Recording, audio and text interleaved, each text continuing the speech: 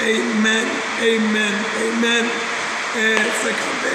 Second guest bazalwane. Sengizama ku-improvise ukuthi kude nokuyebe kunganika i-light.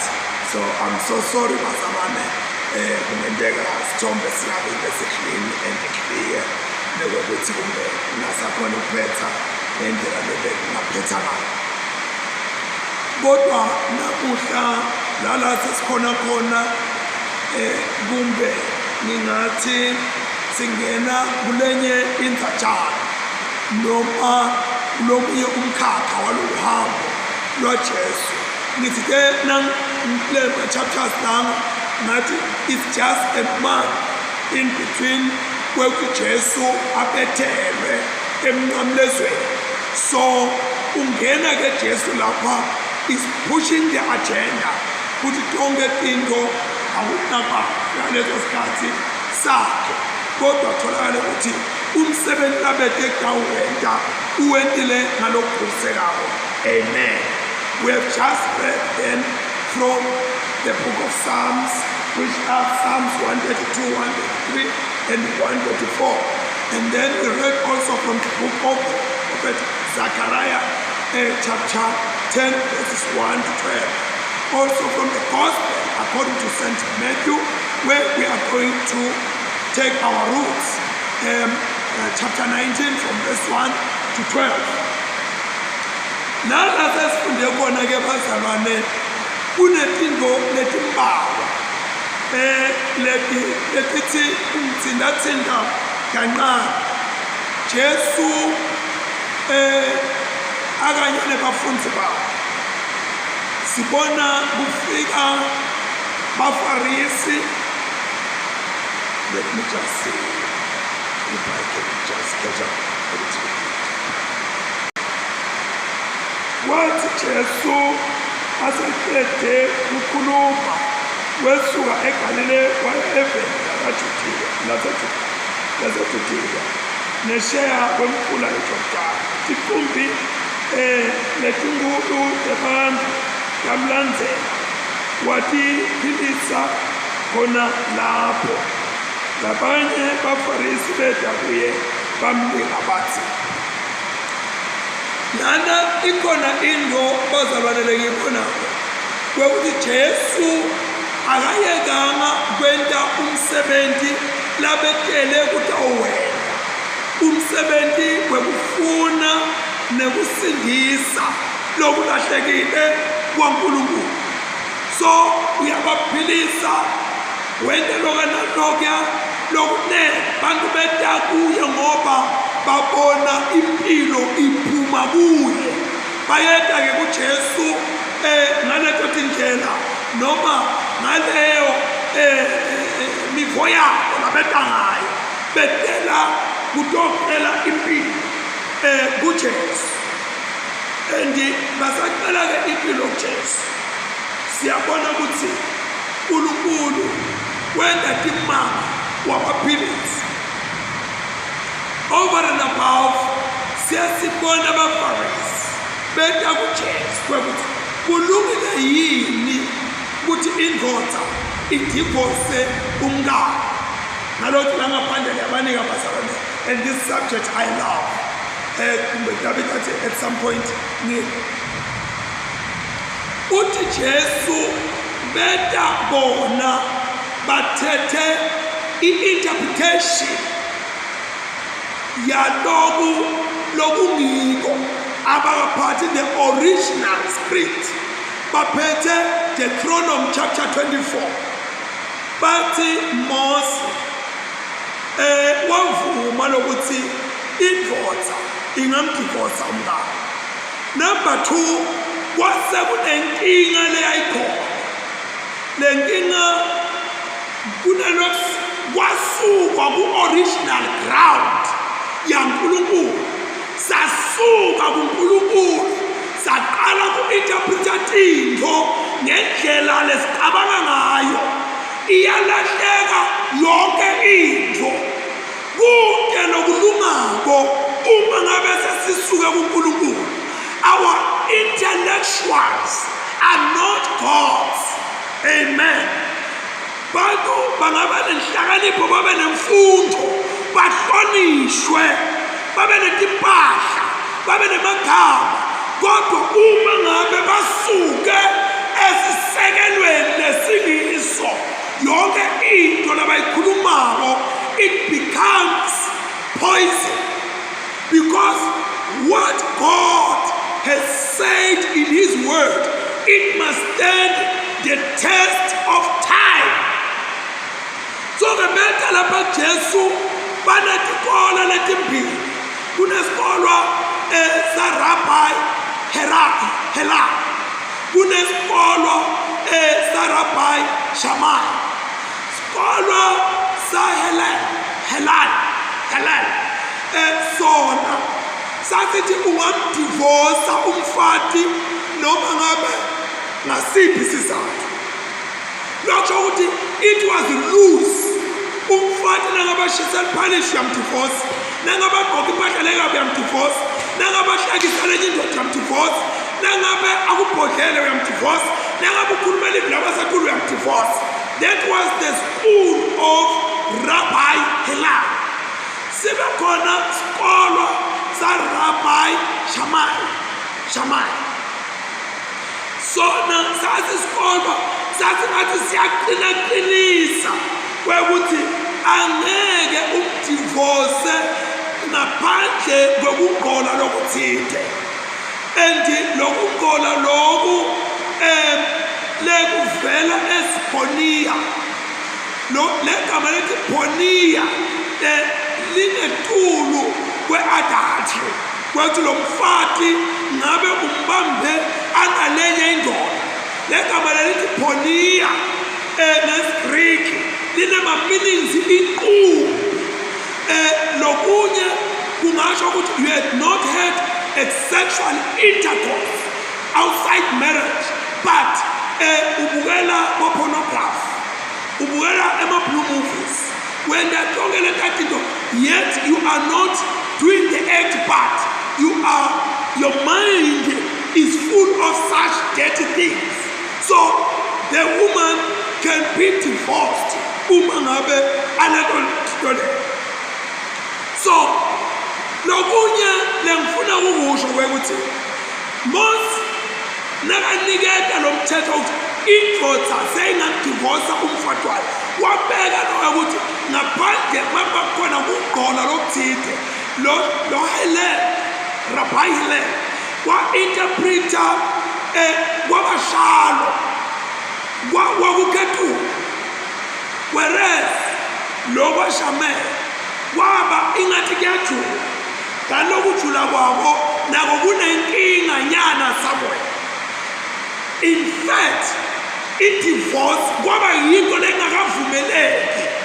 Shammai bekazama ukufaka ama-controls la-strong njengoba naMose akazange ayivumela noma akazange give i-permission or command divorce kodwa Mose wakuvumela lokho ngenxa yokuthi kunemadima lobutholakala sebukhona. Uthi-ke Mose ungamdivorce uma ngabe akanalokwenqola kwephoniya so ungamdivorce and lapha nakabhala Mose wakubeka ngalokusobala ukuthi wena ndoda nawudivorce lo mfati wakho. In fact bekungasiko siJuda kwekuthi indoda idivorce umfati yinto yemetife kwakulendoda lebeyidivorce umfati elungelo lekudivorce indoda yakhe. So kulaba betive sekulula kwekuthi umuntu amdivorce nje umkakhe sinoma kanjani njalo umfati adivorce indoda yinto leyo leseyibuya kubantu betive nebantu kumele bahlema kufunza lokuthide ngala le ndoda yayithi nangabe idivorce lo mfati leli joke lalihlala lithi ncaha lanzanye udivorce umfati was not an easy option. Noma ngabe lo mfati umbambe aphile. Nasekathide ngiyaxolisa babe ngalo lengwentile. Ufuna umxolele the moment athi ngiyaxolisa. Ufuna bese uyamxolela. Nikale impilo lensha, nikhanselwe, niqhubeke niye phambili. Kodwa la loku phina noma le adultery lokukhulunywa ngayo ngilalo muntu akwenda khona continuously noma sekatsheliwe angafuni kuyekela atshelwe angafuni kuyekela aqolisa aphinda abuyele aqolisa aphinda abuyele ngilakhona-ke kukhulunywa ngale divorce hayi ukuthi umbambe kanye wathi ngiyaxolisa wathi wena gede. No, that was not the school of Shammai. That is not what we talk of when we talk of Ponia. So, what we work to the moon, so when they emerge, what was the normal Bekunja? So when they emerge, what decide to divorce? Moba Lenwati was meant to be her protection. Where would it, what would it, lo mfati udivorce unemalungelo ekuklema noma ekuthola lusito ku-ex-husband wakhe. Lotsho ukuthi ex-husband nakadecide kuyoshada phambili ngalesikolo saShammai bekabophelelekile le ndvodza ledivorce lo mfati wayo uthi imondle imembathise imelaphise kanye nalabantwana aze lo mfati ayekufa le ndvodza lengiyona isuse kwekuthi akube khona idivorce yadivosa lo mkayo. That's number one. Number two, wawumonja lo mfati kumbe aze afika esigabeni lakhona ashada khona. Angakashadi lo mfati was your responsibility as a man.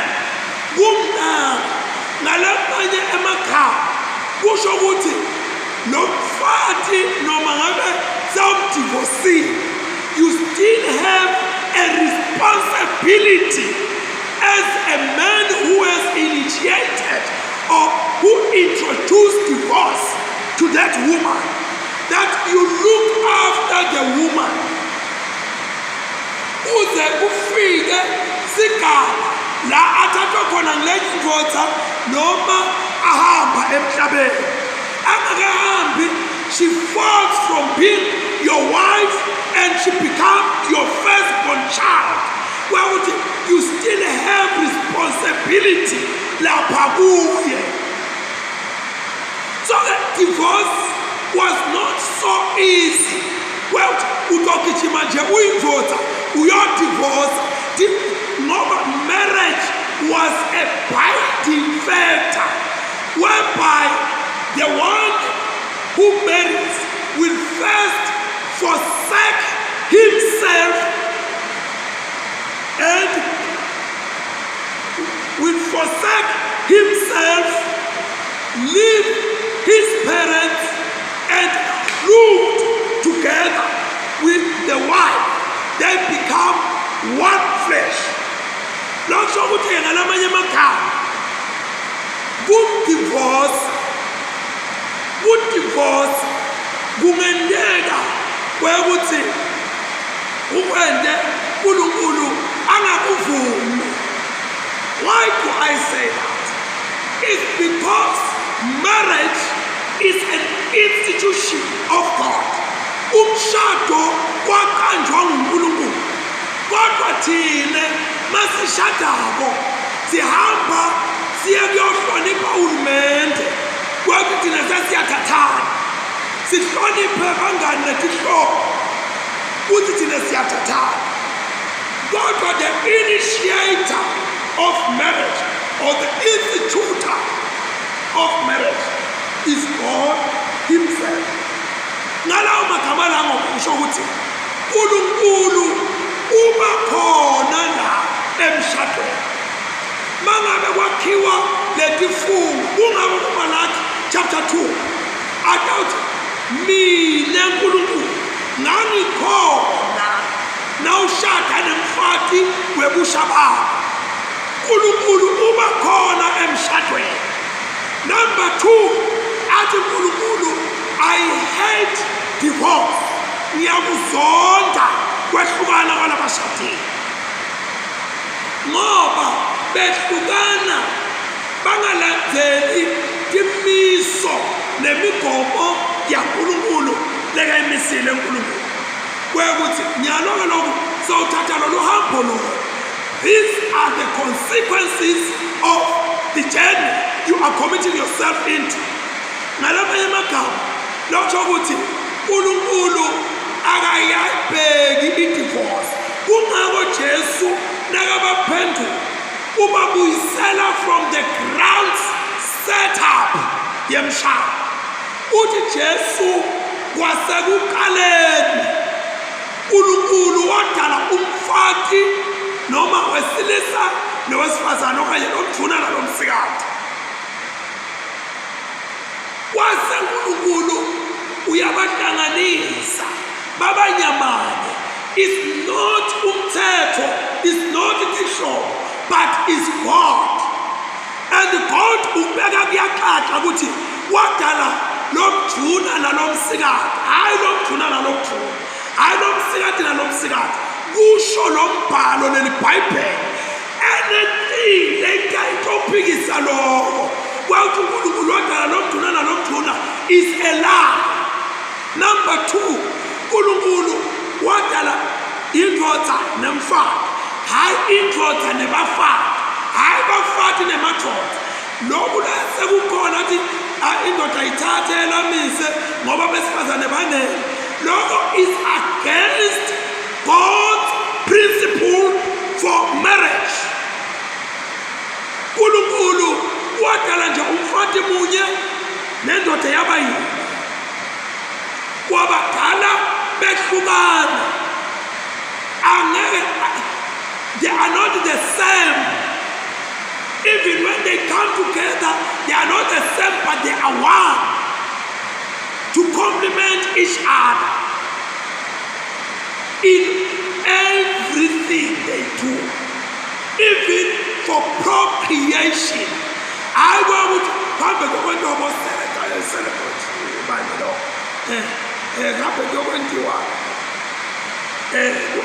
Adoption, which is about the smart or the father. uNkulunkulu wakudala wakumisa lo. Yinhle inhlakanipho, yinhle imfundo, kodwa asingakhezuki kuloko kwamiswa uNkulunkulu. Bayabuta ke labafo laba bathi, yeje wawendelani Moses kwawuthi abhala lo mthetho ukuthi akube khona kwehlukana. Uthi Jesu wakwenda lokho ngenxa yebulukhuni betishitini. Kodwa kwasekuqaleni it was not so.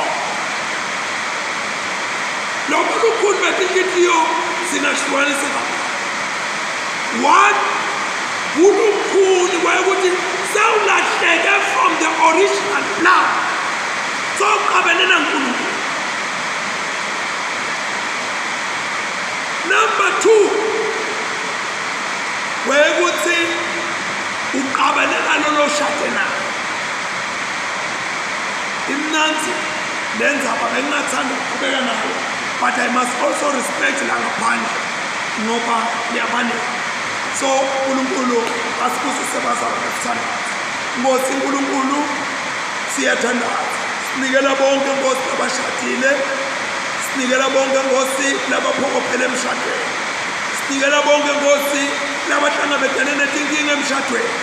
Sinikela bonke Nkosi nalabo labanikela teluleko kulabashadile. Nkosi abakwende nekwesaba wena simakaze nangekukhetha inzandvo yakho naKristu Jesu Nkosi manje phakade. Amen. Amen. Thank you very much bazalwane. Indaba ukuthi ngiyaqhubeka ngaphandle. So I must also respect when God is at work. Amen. Babe sisibonge Jesu. Lo musa lo mkhulu